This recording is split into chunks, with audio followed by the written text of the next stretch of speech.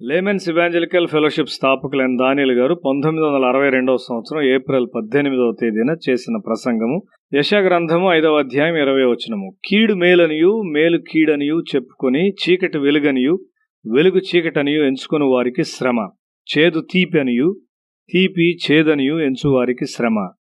ఈ లోకంలో అలాంటి విషయాలు జరుగుతూ ఉంటాయి.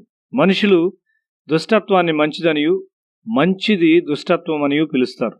అలాంటి వారితో మనం ఏం చేయగలం? మంచి ఆహారం ఇచ్చినప్పుడు దానిలో విషం ఉన్నదని చెప్పుచుండే ఒక అమ్మాయిని నేను చూచాను. స్వస్థత కొరకైన ప్రార్థనకై ఆమె నా యొద్దకు తెచ్చారు. సాతాను ఆ మనసును పాడు చేసింది. ఆదాం పాపం చేసినప్పుడు అతని మనసు పాడు చేయబడింది. యేసు వచ్చినప్పుడు ఆయన నిజమైన వెలుగును తెచ్చాడు.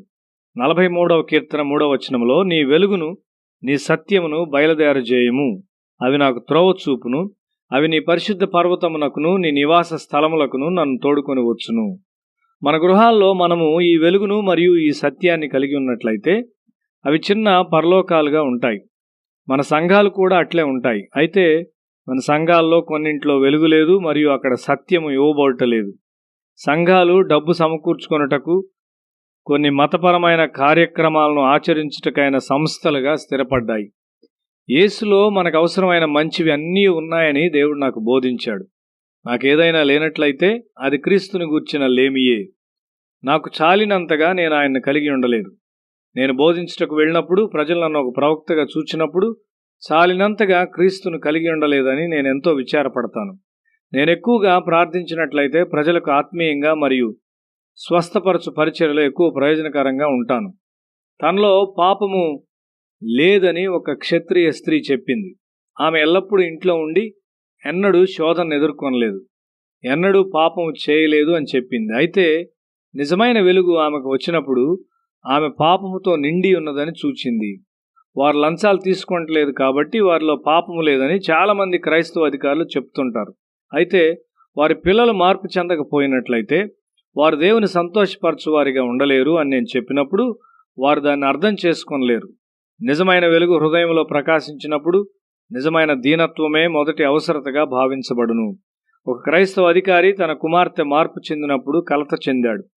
అతడు ఆ మార్పు చెందాలని కోరాడు గాని అంతగా మార్పు చెందుట కాదు. ఈ మనిషి సంఘాల్లో బోధిస్తూ ఉన్నాడు. అతడు ఎటువంటి సందేశం ఇవ్వగలడు? ఒకసారి ఒక తేలు అతన్ని కుట్టినప్పుడు అతడు ప్రార్థన ద్వారా స్వస్థపరచబడినాడు. అతడు ఆశ్చర్యపడినాడు. ప్రజలు దేవుని శక్తిని తెలియని వారై ఉన్నారు. ఒకసారి హైదరాబాద్ ప్రాంతంలో కూటాలు జరుగుతూ ఉండగా తేలు కుట్టిన ఒక స్త్రీ బాధపడుచు ప్రార్థన కొరకు తీసుకొని రాబడింది. ఆమె తక్షణమే స్వస్థపరచబడింది. అది అంత సామాన్యమైందా అని మిషనరీ గారు అన్నారు.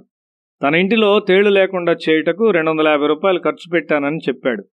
మేము ఆ స్థలాన్ని విడిచి వెళ్లే సమయాన మీరు క్రీస్తు పరిచర్యను మా యొద్దకు తెచ్చారు అని చెప్పాడు. క్రీస్తులో ఉన్న శక్తి ఏమై ఉన్నది? అది ప్రధానంగా స్వస్థతయేనా? లేదు.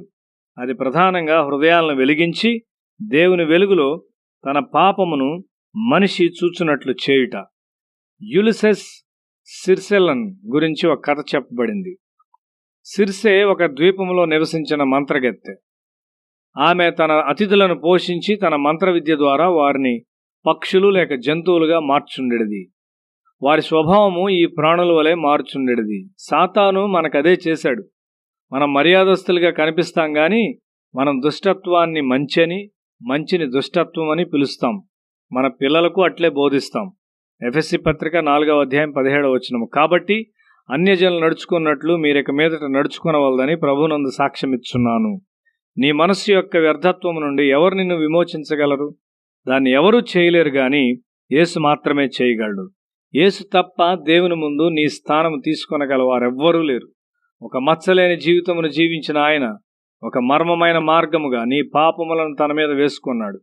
అందువలన ఆయన చంపబడుటకు సాధ్యమైంది. మంచిని చెడుగా, చెడు మంచి అని పిలుచున్న నిన్ను నీ కుటిలమైన మనస్సు నుండి ఎవరు రక్షించగలరు? యేసు ద్వారా నిజమైన వెలుగు ప్రవేశించి పరలోక ప్రమాణాలు నీ హృదయంలోనికి వచ్చినప్పుడు నీవు లోకమును వ్యత్యాసంగా చూస్తావు. చాలామంది హిందువులు మా సభలకు వచ్చుట నేను చూచినప్పుడు నేను చాలా సంతోషిస్తాను.